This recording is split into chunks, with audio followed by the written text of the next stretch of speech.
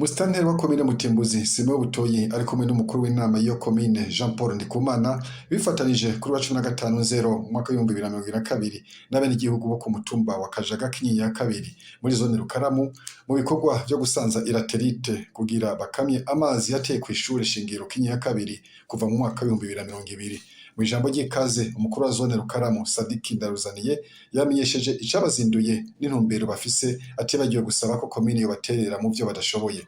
Uno munsi twazindutse dufise igikorwa cyo gukingira izi nyubakwa ziri ngaha amashuri yacu. Banyakubahwa, igisagara cacu kuja cahuye n'ikiza c'umwuzure uheruka.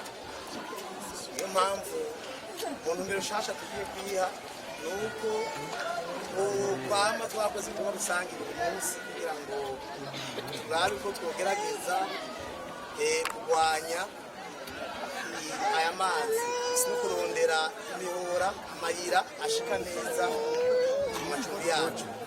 Ivyo rero nyakubahwa musitanteri mwaje guteka kubikorwa abenegihugu mukuri baritabira ibikorwa.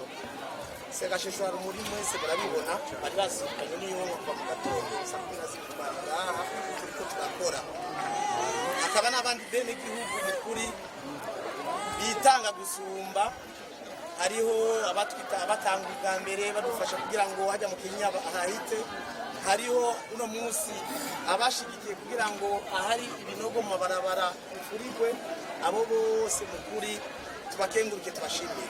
Nyakubahwa musitanteri, abanyagihugu bafashe iyo ntumbero ya mbere tubasabye namwe ibyo muri komine na leta yose ko babafata mu bashigikira mu mugongo kugira ngo aya mazi bayagwanye kuko. Mwijambo ryiwe Musitanteri Simeon Butoyi yibukije igihe umwuzure watangura guteraho mu Kajaga aca ahamagarira abenegihugu gukingira izo nyubakwa zihari, niko guca yerekana abantu babiri bitanze cane mu gufasha kugira ngo ayo mazi baze bayakamye.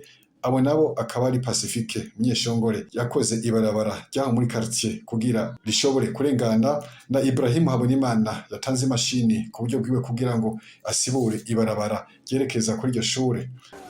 Umwuzure watanguye cyane cyane mu mwaka 2020 bice birunyuka mu mwaka wa 2021 aho amashure atatu dufise ngaha yose uhereye kuri lise komunale Kinyinya, ishure shingiro rya Kinyinya ya mbere n'ishure shingiro rya Kinyinya ya kabiri yose abangamiwe n'umwuzure. Imvura ikunze kuba ari nyinshi mu kwezi kwa gatatu kwa kane, amashure yose akikuzwa n'umwuzure, abanyeshure tukabura aho tubashira. Rero nahacu kugira ngo dukingire izi nyubakwa leta yubatse ko zatwaye uburyo bwinshi cyane.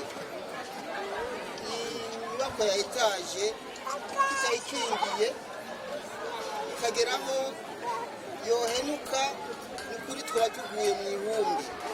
Rero nahacu kugira ngo dukingire duhere kuri iyi shure igeretse ya etaje turikingire ikikuzwe n'ivu ryinshi nk'uku kugira ngo umwuzure niwaza uhere ijya nino, hama abana bibaze bate umwaka maze bamara igihe bicaye batari kubarira.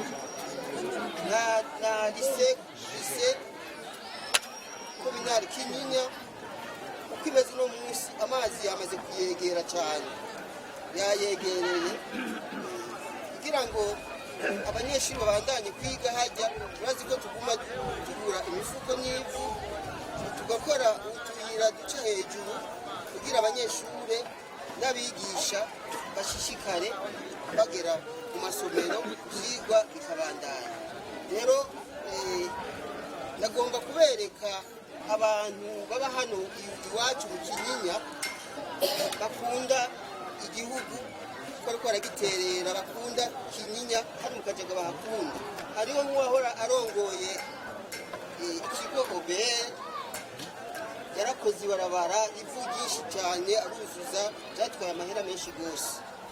Muze tumuhe amashi.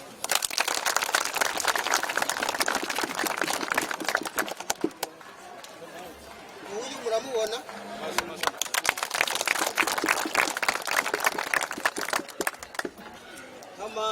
hariho umwe ni Pacifique na Habonimana Ibrahim.